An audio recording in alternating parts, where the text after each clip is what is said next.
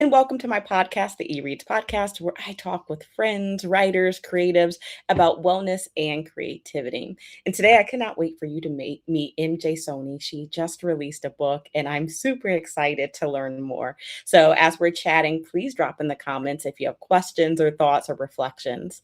But before we dive into our conversation about adversity and how creativity can help us, one, process that, but also help others, I have one announcement. On August 29th, I am doing a free live workshop here on Substack, and it is on doing book signings and book events on a budget. So often I get asked, how do you do book events? How do you do book signings? Well, let's join together for about an hour, hour and a half to discuss how you can prepare for 2027.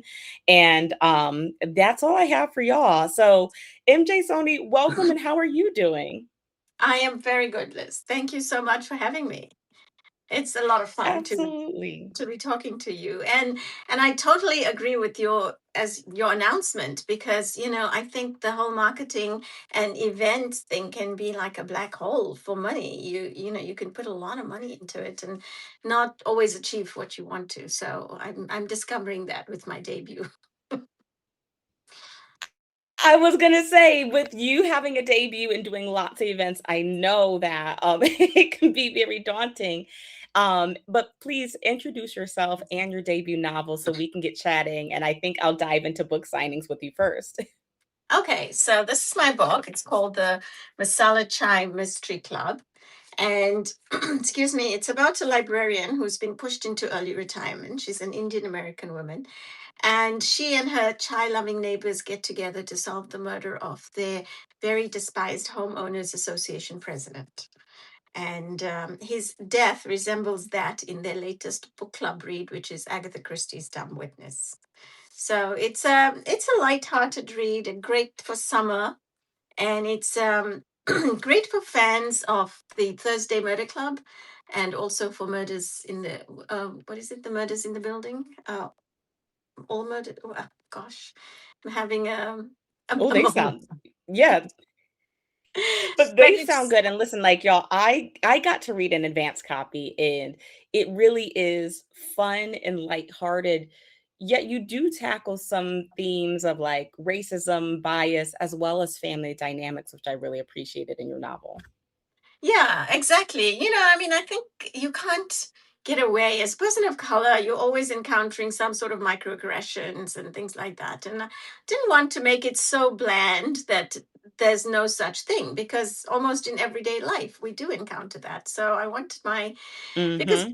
people judge Niti. She likes to wear her sari. She's traditional in that way, and she wants to celebrate her culture.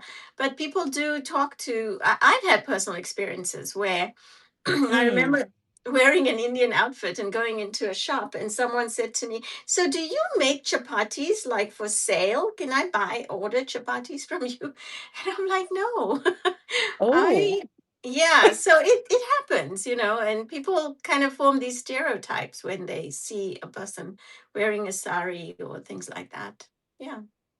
So I didn't want to take it yeah. out, but I also didn't want to make it the center of the story. The story is still a mystery, and it's a good fun read. No, absolutely. And like the example that you just gave, like it shows up in the book of just like the same way people have everyday experiences, she does. And sometimes it is colored with this bias. And I think that is really real and relatable of like, as you are going through your everyday life, you are encountered with these microaggressions. And again, I think you did it in a way that isn't like overt where it's beating over people's head, but it really does give people a lens of like, yeah, like, well, this isn't part of your day, it is part of your peers' day. And to be aware of how you may be coming off or to pay attention when you're with peers about what that looks like. Right. Yeah, exactly. And I think, Niti is a woman in her 60s. So that's, firstly, she's a woman. Secondly, she's in her 60s. And thirdly, she's Hmm. an Indian American woman who wears a traditional outfit. And so all those things can form stereotypes in various people's minds. And she's educated. And yet, people may think she's like fresh off the boat. So, especially the chief of Absolutely. police, the chief of police is classical. I think in any cozy, this is why you get amateur sleuths taking over in any cozy, because usually the police are not interested in solving the case. Absolutely, but she navigates that so well. Right. She has this wit and this humor, and what I really loved is she is an older character, right? She's in retirement or forced into retirement, but she has this spice. And I think, especially Yes. with older women, it's like, oh, they are reclused and they just want to take care of their grandkids. But no, she still has all this life in her, which I appreciate. Yeah, no, absolutely. She's at a loss because she's always been a librarian. Like so many of us, we kind of identified through our work, right? It's so much part of us that's part of our who we are. And then suddenly, when the work is taken away, I mean, I think even younger people go through this when you get laid off, or there's Hmm. job cuts or whatever. So I think yeah, that's still there's still what next, is where she's at, and so that's where she gets involved in the murder with her friends. And she does it like again, she is very ferocious. Like you are not gonna push Needy around. Like she's definitely gonna fight for what she believes is right. And I love that about her. Because again, like sometimes when you're reading women characters, they can be soft to the point of they're being pushed over or they have to be a bully to be heard. But Needy just reminded me of like the women I grew up around. And it was really nice seeing that, especially her relationship with her niece, right? Like being able to show that relationship. Again, sometimes you see like a mother figure and a daughter figure at war, but they had a really great relationship, even when they had miscommunication. The way you navigated that was very similar. I felt for the first time, like, oh, I see a relationship that it mirrors me and my mom, which again, I really enjoyed. Oh, that's lovely. Yeah, I mean, I think she's a mentor to a lot of younger women, and even the young police officer Megan. She wants them to do well. She wants them to succeed, and I think she's just got the enough experience to be able to be that mentor. So I think, yeah, that's what I wanted to project with her. She's got a very kind side, but she's also then got a very determined and, um, like focused side to solve the murder. She can rally the Absolutely. troops, kind of thing.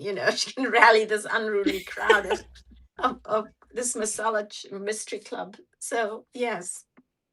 And they are unruly, but again, she corrals them and they have their moments. It really is a great lighthearted read. And again, the characters stay with you. They're quirky and fun. And I'm curious, how has your past kind of colored these characters? I believe you mentioned that you have grown up through the apartheid in South Africa. If you can share a little bit about that journey, and for those who may not don't know, like what is apartheid?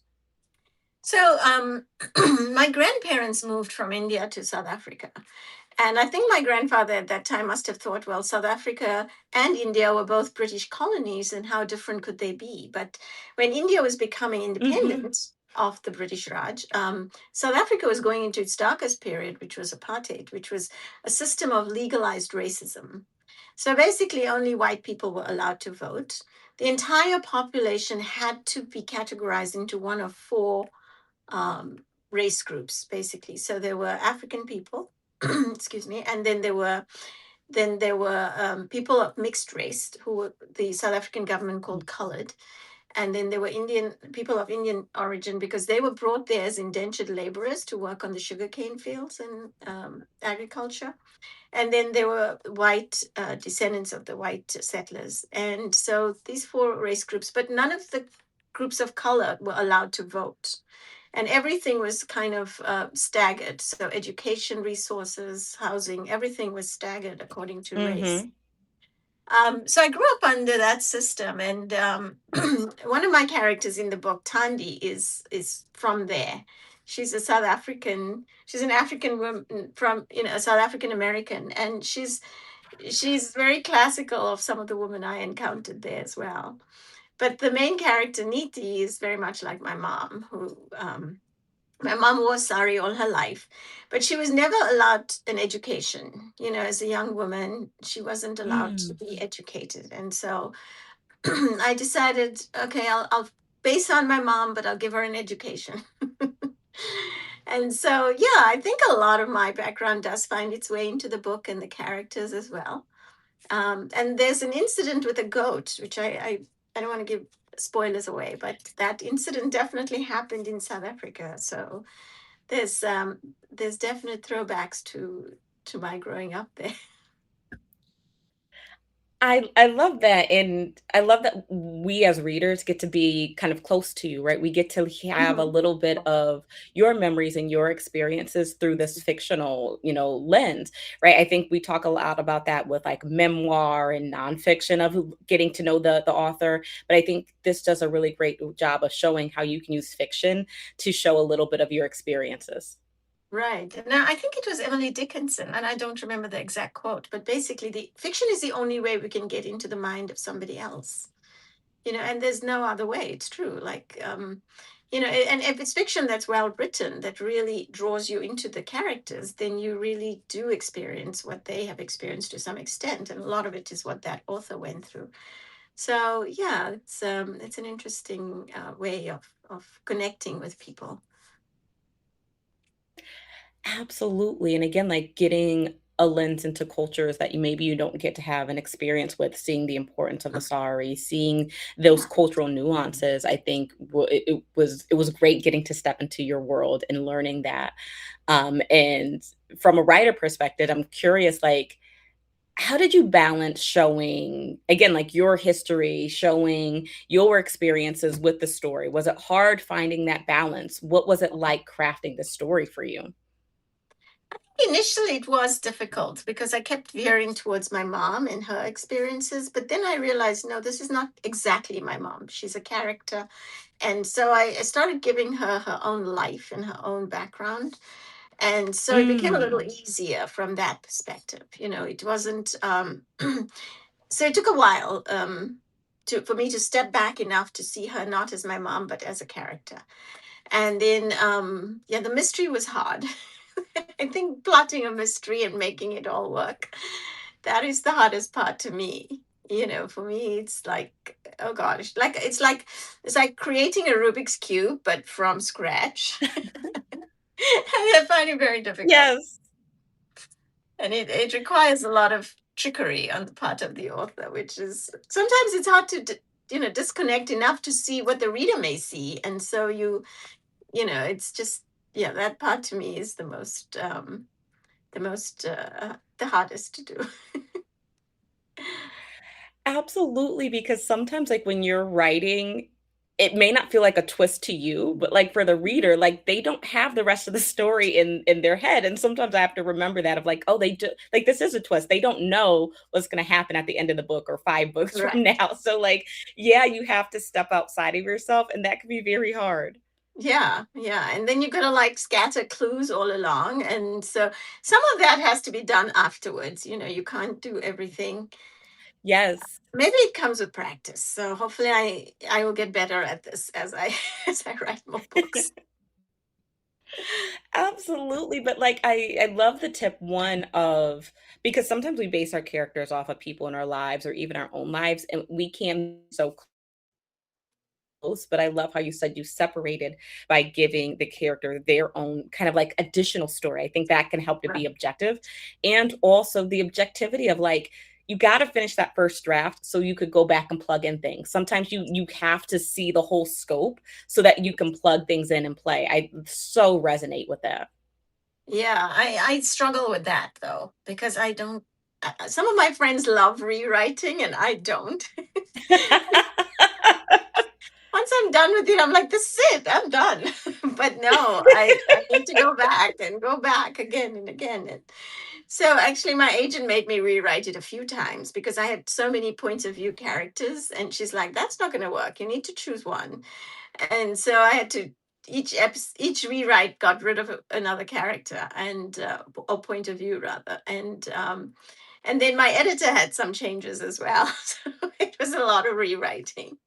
But I think every rewrite made it better. It was definitely so much better Mm, because then it was more focused. It was more like right on like Niti was the center of it, and then the story kind of fitted into place. Like everything fell into place. Yeah. absolutely, absolutely, and I don't get many folks on that have, like, an agent and a publisher. Many of the folks I talk to are indie, so can you share a little bit about, like, what was that journey like? Was it hard doing these rewrites and having so many opinions, did you really appreciate their perspective on the writing journey? What was that like for you? Yeah, I mean, so my first book, which was nonfiction about the youth movement against apartheid, because I was a youth activist in that time, that was Oh, I didn't know actually, that. yeah, I couldn't find a home for it. Like I sent it. It was I wrote it as a book, so it was for an Amazon Kindle single. And at that time, Amazon Kindle singles in the US was publishing a lot of like nonfiction from people outside of like the more traditionally published world. Okay. But they didn't, they rejected it. And it was just, I was definitely going the indie route with that. And then I contacted a publicist in the UK. And he's like, oh, I know the Amazon Kindle editor in the UK. And so I was lucky that got published through the UK Amazon Kindle singles. Oh, Um, nice. but I did a lot of work about publishing as an indie author, and I think what I learned was to have absolutely the best manuscript you can have. And Mm. I did get another editor involved, and they gave me a very good feedback and all of that. So by the time I actually sent it to that publicist who sent it to the editor that he knew, I think it was in a very good form. And then there were very few rewrites. There was one major rewrite with that editor, and that was it. But I did publish the paperback myself. So I have some experience, but like as you know, Liz, it's not an easy route, but I think it's very Mhm. satisfying. Yeah, it's sort of satisfying to get a book out there and have it read by people, and just get moving in one's career in a way, because we all have so many stories to tell. Absolutely. Absolutely. Like 1000%. We all have a lot of stories to tell. And like, no matter what your path, right? Hybrid, indie, or traditional, Yeah. like get your story out there. But I love that, again, like you're able to explore so many different options. Like I didn't, realize that I can go and just say pitch to an agent. Again, I thought like you needed like an MFA and all these different things. So like it's been a Right. great journey learning, like, like, no, like all these paths are accessible. Yeah, and I think every agent is looking for the next breakout novel, right? But the one thing I did learn was, so this particular agent who accepted this publication of mine had rejected me 3 times before. But then I realized afterwards Really? that, yeah, but it just shows how stubborn I am, right? But it's like I'm never giving up on this. But I think I was submitting psychological suspense and domestic suspense to her, and I wasn't really Okay. the subgenre that she wanted to publish or she liked to read. And I think the one big learning for me was to go and look at not so much their website, because almost all agents will say we're interested in mystery and thriller, but excuse me, Yep. to go and actually look at. So what I would do is go to Google Books and search for their name, and in the acknowledgements section of various Oh, that's books. smart. Yeah, and then you can see really like what kind of books they really like and want to publish. And clearly this particular book fell into that category that she was keen to publish. But I think that was an important learning, because I was submitting and getting so many rejections, partly because I wasn't looking at the sub and even the sub genre. Because like even within the mystery thriller, there's then the mystery, then there's the Mhm. cozy mystery. And sometimes, I don't know, there's like so many divisions now, but you got to really look at what do they Yeah, like. Yeah. absolutely. Like that's super helpful feedback because again, I know folks that are trying to go through that process and like thinking about, do you know your genre? Do you know your story? Really important. And in thinking, going back to like the book events and book signings, like how has that been? So you have your debut, you're going out. I'm going to see you at RJ Julia Oh, this Emma, week. I will be there. lovely. Thank Yes, you. It's going to be fun. absolutely. It's going to be so fun. And so, like, how has it been? And like, I've seen you, like, you've been out this week, you've been all over. Like, how has it been debuting your story? Well, to be honest, I only have 5 actual physical in-person events. So that's not huge. A lot of other authors I know have been to 15 or 20 even. So I Oh, arranged wow. 5, and all 4 of them are in Connecticut. One is in Rhode Island, and so um, but I think with the RJ Julia one, I particularly pitched it as like chai and saris. And, I took elements out of the book that I felt would be interesting to other people. And so my plan is, and I'd love to hear feedback from you on the day. My plan would be to like, let's see what we can do in terms of like just expanding people's idea of what a mystery is, and why have I Mm. chosen a protagonist who wears a sari and things like that. So I think what I've also learned with the events is to have a kind of hook that is interesting to a number of people, and it's something they haven't entirely encountered or are familiar with, and that is intriguing for some people. So yeah, that's what I've been trying to do, is make it a little, but it's a struggle to get people to come out, especially in the summer. The weather's so good. I don't, it's Absolutely. But no, but I was just gonna say, I love what you said about a hook, because like often like we can get just so like, oh, let me just have a book signing, but you yeah, really gave us something that can, like, we can connect and immerse ourselves in the world, right? yeah. Like we can get to learn about sorry, and I think you're showing us how to like rap, or like kind of like how do you adorn ourselves, and so like being able to immerse ourselves in the world, I think helps us to, as readers, to connect. And so like that's really exciting. Even you have recipes in your book, and I do. which I, as a foodie, loved. How was that? Was it hard crafting the recipes? Are these long-term family recipes? Can you share a little bit about that? Well, to be honest, I didn't initially even think about including rapid recipes. It wasn't my idea, but the publisher suggested, Crooked Lane suggested, well, why don't you include recipes? And a lot of cozy authors do include recipes. So I have 3 recipes. The first is a masala chai powder recipe, and then the second is using masala chai powder in shortbread, and then the third is aloo tikki, which is like a potato croquette. And they're derived from my mother's recipes. I won't say that the masala chai is directly her recipe, because hers is very strong. Her masala chai powder really catches on the throat, and you feel it's almost a little like wasabi sometimes. It's really Ooh, strong. nice. No, but mine is a bit much tamer, much easier to drink powder. And then I use the same powder in a regular shortbread recipe, which just gives it that little kick. That was my recipe, really. And then the aloo tikki is a standard Gujarati recipe. A lot of people make it, and it's just so easy to whip up, and it's tasteful, and yeah. So I did have to measure everything out, because normally I'm one of those like a pinch of this and, Yes. and a fistful of this. So yes, I had to measure and become America's test kitchen. And so it was fun, but it's not something I want to do all the time. I can't be that exact. So my I feel disclaimer, you. Listen, I feel you. I have a disclaimer. I can't take responsibility for anything that is made with my recipes.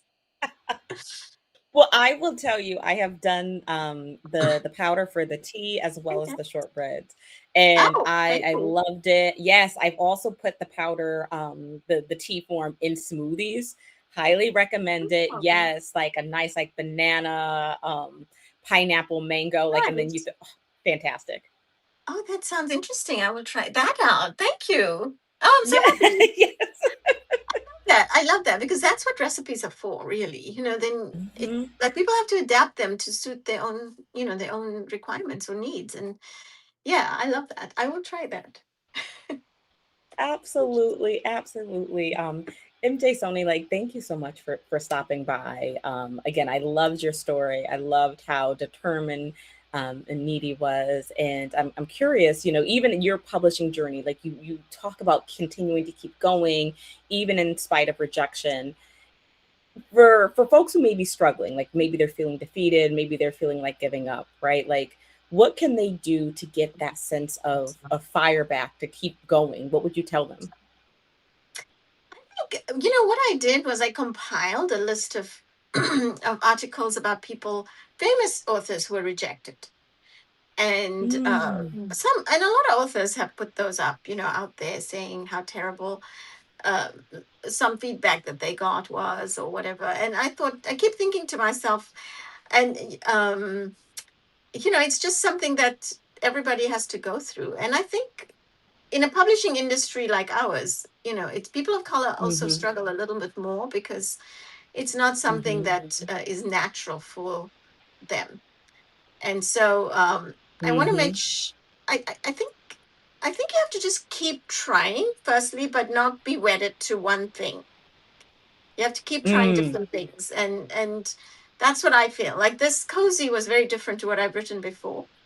So that, I mean, yeah, you know, there was one thing an editor told me many years ago. She says, I read a lot of short stories and submissions, and when I reject a man, they usually within a day or two send me another email saying, "Hey, I have this story if you're interested." And she says, when I reject a woman, I never see them again. So I think a lot of women, interesting. yeah, and I took that to heart. A lot of women take it very personally, like rejection is very personal to them, but it really shouldn't be, because it's subjective, and if one person doesn't like it, doesn't mean your work is bad. It means that it didn't connect with them, but it might connect with the next person. I love that. And even just the tidbit of, I never would have thought to say, well, oh, what if, like, pitch another story? I would have taken it like, oh, you've rejected me, so you don't want anything I have to offer. Exactly.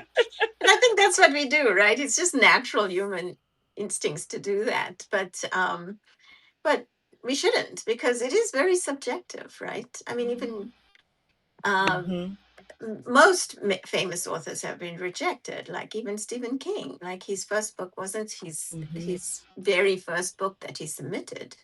So I think, yes, I think we have to. And even if you look at every famous author's bibliography, there's some books that have done well and others that haven't done well. So you just have to get your word out there. I feel like we need so many more stories from so many more different people. And if people give up too easily, Yes. we won't get those stories out. So we need Mm. everyone's stories. Yeah, and I think that's a great reminder of like not to give up so easily. And I know like it can feel very defeating and exhausting, but rest rather than quit. And I think that's a great Yes. reminder of like don't be so easy to give up. Yes, exactly. Rest rather than quit. And as Beyonce said, I'm a big fan of Beyonce. And she says, winners never quit on themselves. So Come on. I just love her. I love her lyrics. And like, yeah, winners don't quit on themselves. Come on, absolutely. Please share where can we buy your book, any upcoming signings that we should look out for. Please tell us how we stay connected with you. Okay, so my book is available now at most bookstores. Well, all of the big bookstores as well as online. The audiobook is also available now, and you can get links from my website, which is mjsoniauthor.com. And in terms of actual events, I have two events left now. One is at RJ Julia in Middletown this Wednesday at 6 p.m. And the other is on Sunday at Barnes and Noble in Warwick, and that's 2 to 4 p.m. So I would love to see everybody there. Anyone who is interested, please come. It'll be a lot of fun. Absolutely. I know I will be there at RJ Julia. I think I'm going to have to get the audiobook. I have my advanced copy, which I love, but like, I think I might need to get this audiobook. I'm very excited about that. Yeah, I've been told yesterday someone said to me that the audiobook narrator is really good. She comes across really Oh, well. excited. So I'm very happy for that. Yes, I'm looking forward to listening to the whole book again, but in someone else's Absolutely. voice. So proud. Yeah, 1000. Let me tell you, when you get to hear your words in someone else's voice, it Yeah. is so exciting and empowering, especially when you hear like they pick up on the nuance and the emotion. Like it really is exciting. Yes, yes. Well, listen, I am so proud of you and so excited for what's next. Is there a book too? Anything you could share about future works that you can let us know? Yeah. Unfortunately, there's nothing I can share officially, but yeah, I'm continuing writing. I think it'll be these are characters that are not going to leave me quickly, so I have to get more stories about them down. So I'm working on that. Um, but Well, I yeah, love that they're staying with you like they're staying with us because truly they are really a fun bunch. yes, thank you. I really appreciate that. Awesome. Listen, I will let you go. Viewers, have a great rest of your day and we'll see you next time. thank, Bye. thank you, Liz. Bye.